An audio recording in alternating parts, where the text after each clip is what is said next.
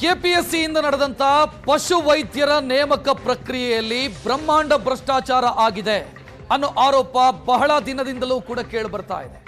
ಈಗ ಈ ಕೇಸಿಗೆ ಮತ್ತೊಂದು ಟ್ವಿಸ್ಟ್. ಇಡೀ ಪ್ರೊಸೀಜರ್ನಲ್ಲಿ ಪ್ರಶ್ನೆ ಪತ್ರಿಕೆಯೂ ಕೂಡ ಲೀಕ್ ಆಗಿತ್ತಾ ಅನ್ನುವಂತ ಅನುಮಾನ ಇಡಿ ತನಿಖೆಯ ಸಂದರ್ಭದಲ್ಲಿ ಈ ವಿಚಾರ ಬೆಳಕಿಗೆ ಬರ್ತಾ ಇದೆ. ಪ್ರಶ್ನೆ ಪತ್ರಿಕೆಯೇ ಲೀಕ್ ಆಗಿತ್ತು ಮತ್ತು ಯಾರು ಲಂಚ ಕೊಟ್ಟಿದ್ದಾರೋ ಅವರನ್ನ ರೆಸಾರ್ಟ್ ಒಂದರಲ್ಲಿ ಕುಳ್ಳಿರಿಸಿ ಅವರಿಗೆ ತರಬೇತಿಯನ್ನ ಕೊಡಲಾಗಿತ್ತು. 80 ಲಕ್ಷ ರೂಪಾಯಿ ಒಬ್ಬೊಬ್ಬರಿಂದ ಕಲೆಕ್ಟ್ ಮಾಡಿ ಅವರನ್ನ ರೆಸಾರ್ಟ್ ಒಂದರಲ್ಲಿ ಕೂರಿಸಿ ಅವರಿಗೆ ತರಬೇತಿ ಕೊಡಲಾಗಿತ್ತು ಅಂತ ಈ ರೆಸಾರ್ಟ್ ಮೇಲೆ ಇಡಿ ಅಧಿಕಾರಿಗಳು ದಾಳಿ ಮಾಡಿದ್ದಾರೆ. ಸಿಸಿಟಿವಿ ದೃಶ್ಯಗಳನ್ನ ವಶಕ್ಕೆ ಪಡೆದಿದ್ದಾರೆ. ಸಿಸಿಟಿವಿ ಡಿವಿಆರ್ ಅನ್ನು ವಶಕ್ಕೆ ಪಡೆದಿದ್ದಾರೆ. ತನಿಖೆ ಮುಂದುವರೆದಿದೆ. ಮೊನ್ನೆ ತಾನೇ ಮೌಲ್ಯಮಾಪನ ಮಾಡಿದಂತ ಸಂಸ್ಥೆಯ ಮೇಲೂ ಕೂಡ ಇಡಿ ರೇಡ್ ಆಗಿತ್ತು. ಈಗ ರೆಸಾರ್ಟ್ ಒಂದರ ಮೇಲೂ ಕೂಡ ಇಡಿ ರೇಡ್ ಆಗಿದೆ. ಈ ರೆಸಾರ್ಟ್ ಮೇಲೆ ದಾಳಿ ಆಗೋದಕ್ಕೆ ಕಾರಣ ಏನು ಅಂತಂದ್ರೆ ಇದೇ ರೆಸಾರ್ಟ್ನಲ್ಲಿ ಲಂಚ ಕೊಟ್ಟವರನ್ನ ಕೂರಿಸಿ ಅವರಿಗೆ ಟ್ರೈನಿಂಗ್ ಕೊಡಲಾಗಿತ್ತು, ತರಬೇತಿ ಕೊಡಲಾಗಿತ್ತು ಅನ್ನೋ ಬೆಚ್ಚಿ ಬೀಳಿಸುವಂತಹ ಅಂಶ ಇಡೀ ತನಿಖೆಯಲ್ಲಿ ಬಯಲಾಗಿರು.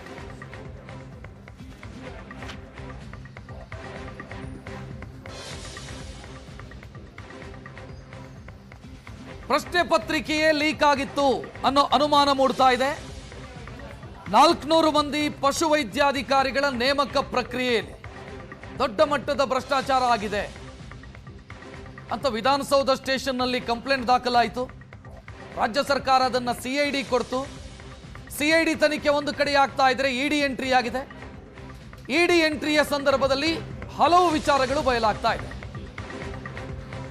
ಇನ್ನು ಕೆಪಿಎಸ್ಸಿ ಅಧ್ಯಕ್ಷ ಶಿವಶಂಕರಪ್ಪ ಸಾಹುಕಾರ್ ಇವರ ಮನೆ ಮೇಲೆ ಆಗಿರುವಂತ ದಾಳಿ ಕನ್ಕ್ಲೂಡ್ ಆಗಿದೆ. 42 ಗಂಟೆಗಳ ಕಾಲ ಪರಿಶೀಲನೆಯನ್ನು ಮಾಡಲಾಯಿತು ಅವರ ಮನೆಯಲ್ಲಿ. ಶಿವಶಂಕರಪ್ಪ ಅವರ ಬ್ಯಾಂಕ್ ಅಕೌಂಟ್ಗಳು, ಅವರ ಸಂಬಂಧಿಕರ ಬ್ಯಾಂಕ್ ಅಕೌಂಟ್ಗಳು, ಇದರ ಟ್ರಾನ್ಸಾಕ್ಷನ್ ಡೀಟೇಲ್ ಇದನ್ನು ಕೂಡ ಪಡ್ಕೊಂಡಿದ್ದಾರೆ. 2 ಬ್ಯಾಂಕ್ ಸಿಬ್ಬಂದಿಯನ್ನ ಕರೆಸಿ ಬ್ಯಾಂಕ್ ಖಾತೆಗಳ ಪರಿಶೀಲನೆಯನ್ನ ಕೂಡ ಜಾರಿ ನಿರ್ದೇಶನಾಲಯದ ಅಧಿಕಾರಿಗಳು ಮಾಡಿದ್ದಾರೆ. ಇದಾದ ನಂತರ ಮುಂದೆ ಇಡಿ ನೋಟಿಸ್ ಕೊಡುವಂತ ಸಾಧ್ಯತೆ ಇದೆ.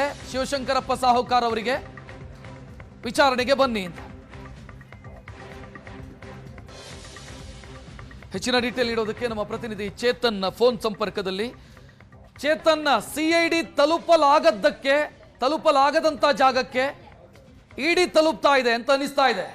ಇಡಿ ಟಚ್ ಮಾಡ್ತಾ ಇದೆ ಅಂತ ಅನಿಸ್ತಾ ಇದೆ ಇಲ್ಲಿ.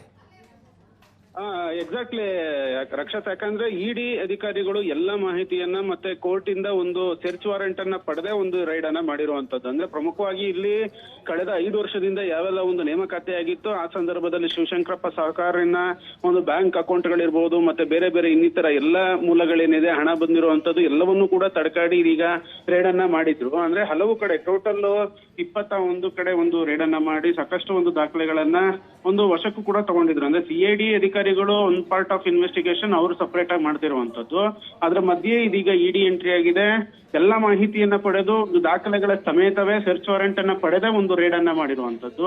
ಸದ್ಯಕ್ಕೆ ರೇಡ್ ಕಂಪ್ಲೀಟ್ ಆಗಿದೆ. ಮತ್ತೆ ಸಾಕಷ್ಟು ಮಾಹಿತಿಗಳು ಕೂಡ ಇಲ್ಲಿ ಹೊರಬರ್ತಾ ಇರುವಂತದ್ದು. ಅಂದ್ರೆ ಅಭ್ಯರ್ಥಿಗಳಿಗೆ ರೆಸಾರ್ಟ್ ಒಂದರಲ್ಲಿ ಅಂದ್ರೆ ಹೋಟೆಲ್ ಮತ್ತು ರೆಸಾರ್ಟ್ ಒಂದರಲ್ಲಿ ಒಂದು ಟ್ರೈನಿಂಗ್ ಅನ್ನ ಕೊಡ್ಲಾಗ್ತಾ ಇತ್ತು. ಅಂದ್ರೆ ಯಾವುದೇ ಒಂದು ನೇಮಕಾತಿ ಪರೀಕ್ಷೆ ಆಗಿರ್ಬೋದು, ಅಂದ್ರೆ ಜಲಸಂಪನ್ಮೂಲ ಇಲಾಖೆಯಿಂದ ಹಿಡಿದು ಪಶುವೈದ್ಯಾಧಿಕಾರಿ ಮತ್ತೆ ಬೇರೆ ಇನ್ನಿತರ ಕೆಪಿಎಸ್ಸಿ ಅಂಡರ್ ಅಲ್ಲಿ ಬರುವಂತಹ ಯಾವೆಲ್ಲ ಎಕ್ಸಾಮ್ ನಡೀತಿತ್ತು ಅದರಲ್ಲಿ ಕೆಲವೊಂದು ಎಕ್ಸಾಮ್ ಗಳಿಗೆ ಒಂದು ಅಭ್ಯರ್ಥಿಗಳಿಗೆ ರೆಸಾರ್ಟ್ ನಲ್ಲಿ ಟ್ರೈನಿಂಗ್ ಅನ್ನ ಕೊಡ್ತಿದ್ರು ಅನ್ನೋದ್ರ ಬಗ್ಗೆನೂ ಕೂಡ ಮಾಹಿತಿ ಲಭ್ಯ ಆಗಿರುವಂತದ್ದು ಇಡಿಗೆ. ಅಂದ್ರೆ ಹೀಗಾಗಿ ಇದನ್ನ ನೋಡಿದ್ರೆ ಪ್ರಶ್ನೆ ಪತ್ರಿಕೆ ಅಂದ್ರೆ ಕೆಪಿಎಸ್ಸಿ ಕಡೆಯಿಂದ ಆಗುವಂತಹ ಸ್ಪರ್ಧಾತ್ಮಕ ಪ್ರಶ್ನೆ ಪತ್ರಿಕೆ ಏನಿದೆ ಅದು ಲೀಕ್ ಆಗಿತ್ತು ಅನ್ನೋ ಒಂದು ಅನುಮಾನವೂ ಕೂಡ ಇದೀಗ ಇಡಿ ಅಧಿಕಾರಿಗಳಿಗೆ ಕಾಡ್ತಿರುವಂತದ್ದು. ಹೀಗಾಗಿ ಅದರ ಆಧಾರದ ಮೇಲೇನೆ ಅಭ್ಯರ್ಥಿಗಳ ಒಟ್ಟಿಗೆನೆ ಒಂದು ಹೋಟೆಲ್ ಮತ್ತೆ ರೆಸಾರ್ಟ್ ಎರಡಕ್ಕೂ ಕೂಡ ರೇಡ್ ಅನ್ನ ಮಾಡಿದ್ದಾರೆ. ರೇಡ್ ಅನ್ನ ಮಾಡಿ ಇದೀಗ ಅಧಿಕಾರಿಗಳು ಇನ್ನು ಇದು ಏನು ತನಿಖೆಯನ್ನ ಮುಂದುವರಿಸಿರುವಂತದ್ದು, ಸಾಕಷ್ಟು ದಾಖಲೆಗಳನ್ನು ಕೂಡ ವಶಕ್ಕೆ ಪಡೆದಿರುವಂತದ್ದು. ರಕ್ಷತ್, ಚೇತನ್, ರೆಸಾರ್ಟ್ ಯಾರಿಗೆ ಸೇರಿದ್ದು ಏನು, ಈ ಬಗ್ಗೆ ಏನಾದ್ರೂ ಡೀಟೇಲ್ ಸಿಗ್ತಾ ಇದೆಯಾ? ರೆಸಾರ್ಟ್ ಮಾಲಕನು ಇನ್ವಾಲ್ವ್ಡಾ ಅಥವಾ ಬಾಡಿಗೆಗಷ್ಟೇ ಪಡ್ಕೊಂಡಿದ್ರಾ? ಅಂದ್ರೆ ಸದ್ಯಕ್ಕೆ ಬೆಂಗಳೂರಿನ ಹೊರವಲಯದ ರೆಸಾರ್ಟ್ ಮತ್ತೆ ಹೋಟೆಲ್ ಅಂತ ಅನ್ಬಿಟ್ಟು ಹೇಳಲಾಗ್ತಾ ಇದೆ. ಅಂದ್ರೆ ಇವಾಗಷ್ಟೇ ಇಡಿ ಅಧಿಕಾರಿಗಳು ರೇಡ್ ಅನ್ನ ಮಾಡ್ತಿರೋ ಹಿನ್ನೆಲೆಯಲ್ಲಿ ಆ ಒಂದು ವಿಚಾರವನ್ನ ಗೌಪ್ಯವಾಗಿ ಇಟ್ಟಿದ್ದಾರೆ. ಯಾವ ರೆಸಾರ್ಟ್ ಯಾವ ಹೋಟೆಲ್ ಅನ್ನೋ ಒಂದು ಮಾಹಿತಿಯನ್ನ ಕೊಡ್ತಿಲ್ಲ. ಆದ್ರೆ ಕೆಲ ಅಭ್ಯರ್ಥಿಗಳ ಜೊತೆಗೆ ಹೋಟೆಲ್ ಮತ್ತೆ ರೆಸಾರ್ಟ್ ಎರಡಕ್ಕೂ ಕೂಡ ಹೋಗಿ ಅಲ್ಲಿ ಒಂದು ದಾಳಿಯನ್ನ ನಡೆಸಿ ಅಲ್ಲಿ ಒಂದು CCTV ಫುಟೇಜ್ ಇರ್ಬೋದು, ಅಲ್ಲಿ ಸಿಗುವಂತಹ ದಾಖಲೆಗಳೆಲ್ಲವನ್ನೂ ಕೂಡ ಇಡಿ ಅಧಿಕಾರಿಗಳು ವಶಕ್ಕೆ ಪಡ್ಕೊಳ್ತಿರುವಂತದ್ದು. ರಕ್ಷತ್, ಥ್ಯಾಂಕ್ ಯು ಚೇತನ್ ಮಾಹಿತಿಗೆ.